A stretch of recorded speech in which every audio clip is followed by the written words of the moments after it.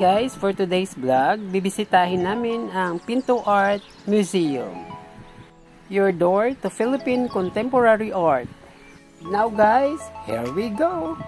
Okay, paakyat na kami sa roof deck ng Mindanao Collections. Pinto Art Museum is an exhibition space and contemporary museum located in the Philippines' historic pilgrimage city of Antipolo outside of Manila. The museum was founded in 2010 to publicity exhibit the art of collections of Filipino neurologist and patron of the arts, Dr. Joven Cuanang. Okay, konting selfie for capturing memories. Then, lalakad na kami papunta sa kabila to amphitheater. The museum pinto means door in Filipino. Okay guys, dito na kami sa taas, banda ng, actually ang pinakababa nito ay ang indoor theater. Mamaya pag exit, dito kami dadaan para makita natin ang indoor theater kung ano ang nasa loob. Then, capturing memories muna ulit dito sa taas. Sa may isang revolto ng something, isang babaeng may pakpak at kulay blue. Then, ito guys, papunta na kami doon sa may amphitheater. Pero bago makarating doon sa amphitheater, may pinto dito sa kaliwa. Ito ang tinatawag ng Bulol and May Tomb Collections ang nandoon. Guys, nandito na kami ngayon sa amphitheater.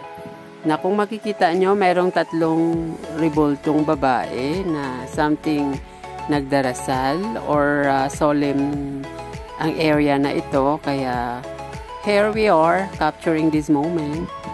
Parang ayun ang anak ko. Okay, yan guys, ang itsura niya. Instagrammable.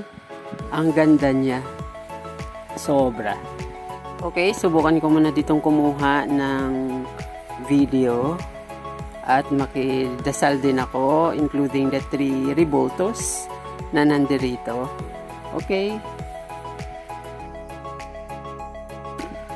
Then, baba na tayo guys.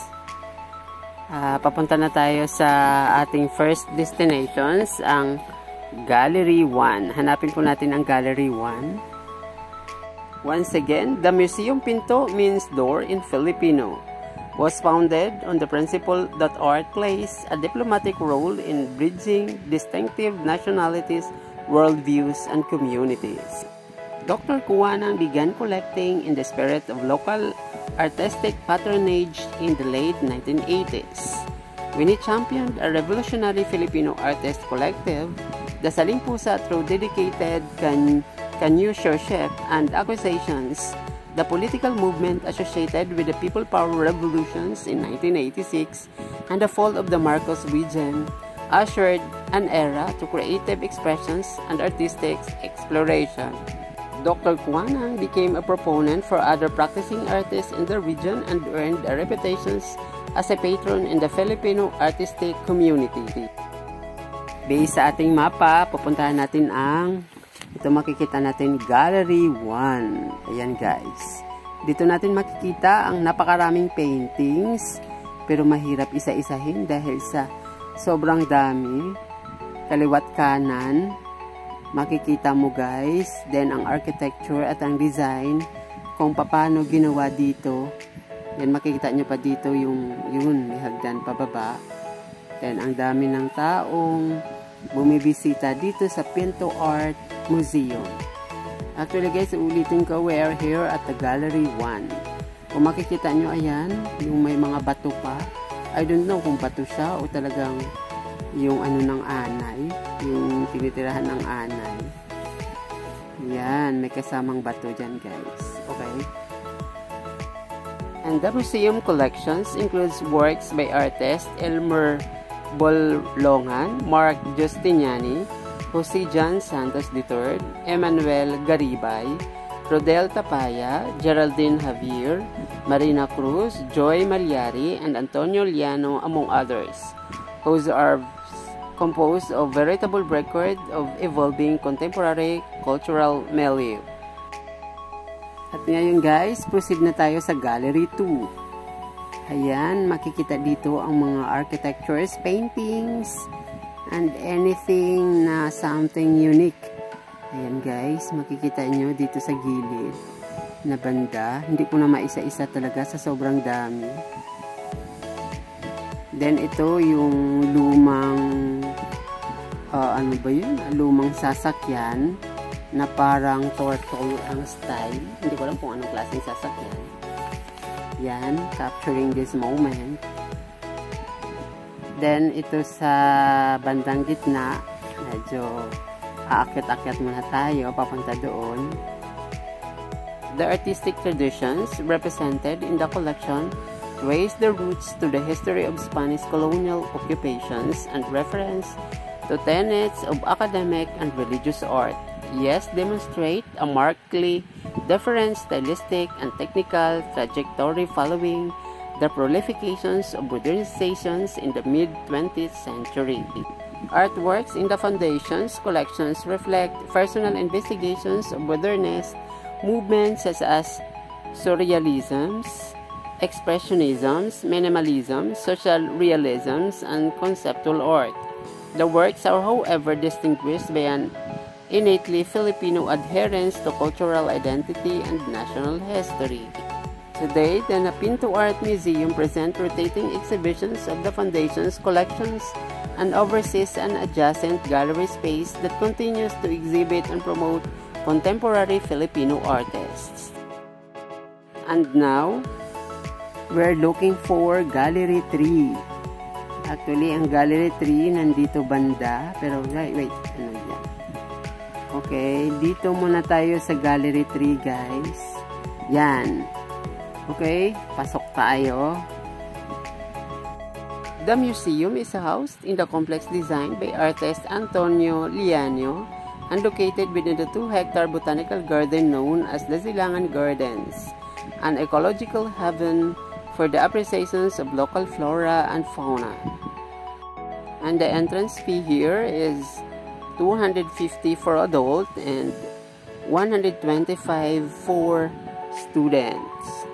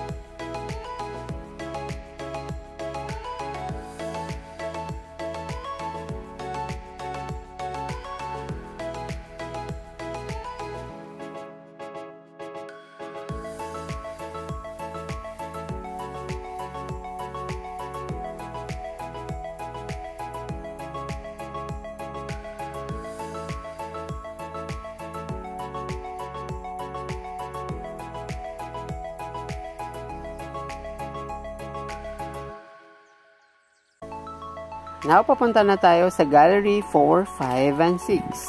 Okay, this way. Ayan guys, ayun, may makikita pa tayong bago ang Gallery 5, 4, 5, and 6. Merong Rizal Cafe or Cafe Rizal.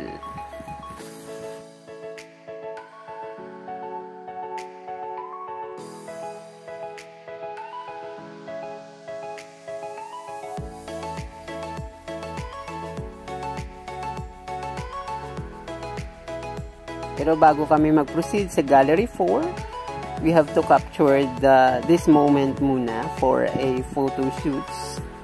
Ayan. Okay guys, pababa na tayo sa Gallery 4. Ang ganda ng garden, left and right.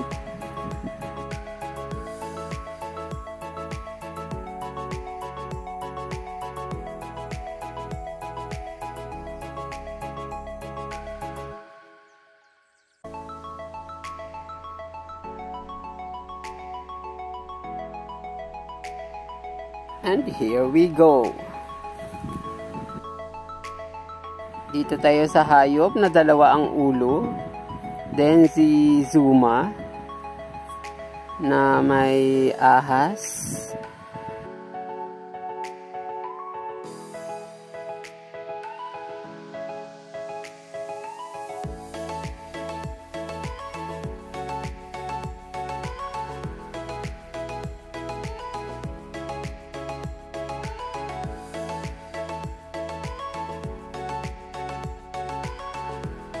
Ang galing ng signage. I'm bored with it all. We are the kids that your parents warned you about.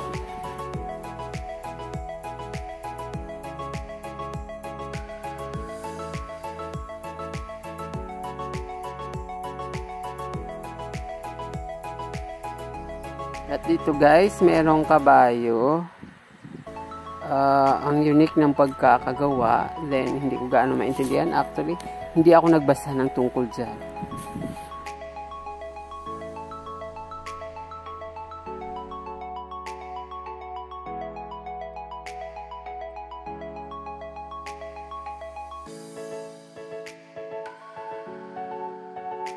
Okay guys, dahil sa sobrang init at pagod, pahinga muna tayo dito sa Gallery 4.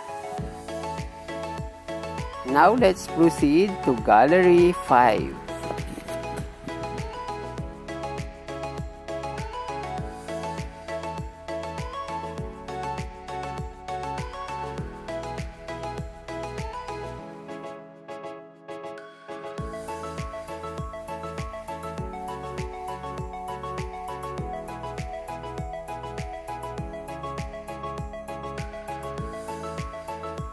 At dito sa kaliwang portion ng Gallery 5, may tagos ito papuntang forest. Ito guys, may tinatawag na The Pinto Arboretum. Yan guys, ito. Papuntang forest. Ayan. May mga tao doon. So, hindi na tayo papunta doon kasi kagubatan na nga siya. Balik na lang tayo ulit sa loob ng Gallery 5.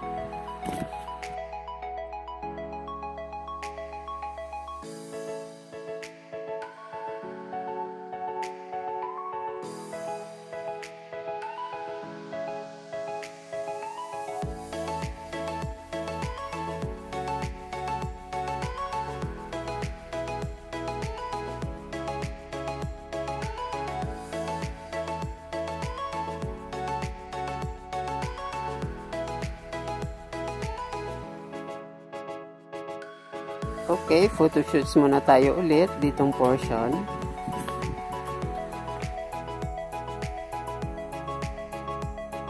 Now let's go down to Gallery 6. Oh, may lumang bag, antique na bag. Kanino kaya ito? Ay, hello. Duwende kaya yun? Saka ito, ayan, may putol na kamay.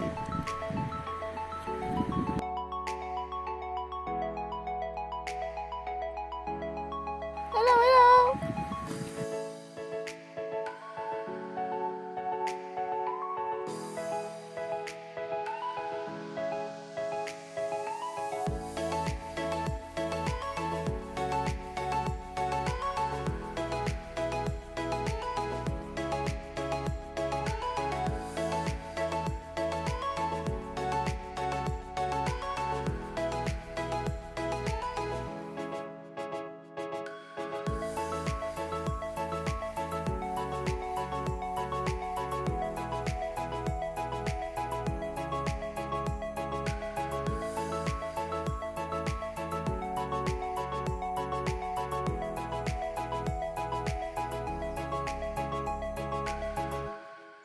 At last, we are here at Gallery 6.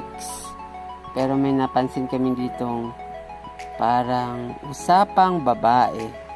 Dito guys, ang kwarto ng para sa babae. Usapang babae.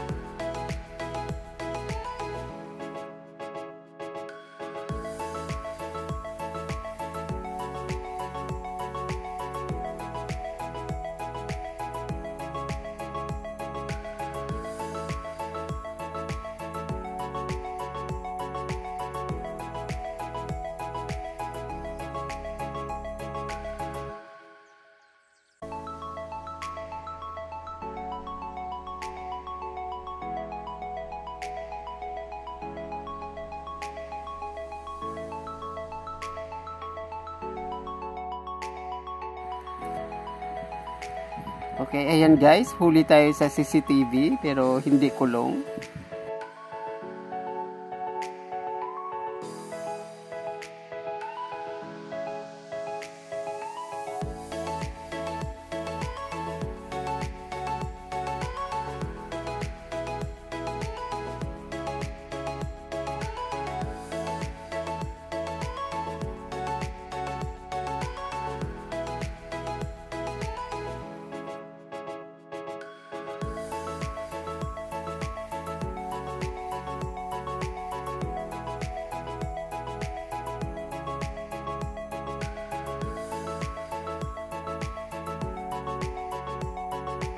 Okay guys, nandito pa tayo sa parang balcony ng Gallery 6.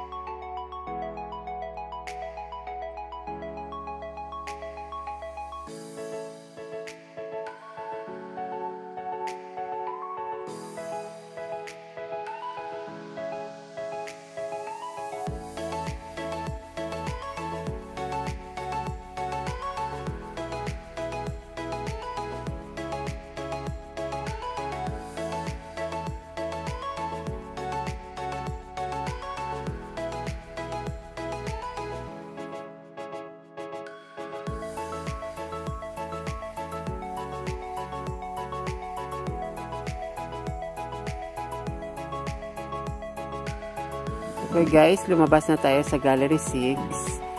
Then, papunta tayo ngayon sa Gallery 7. Medyo nakakalito lang.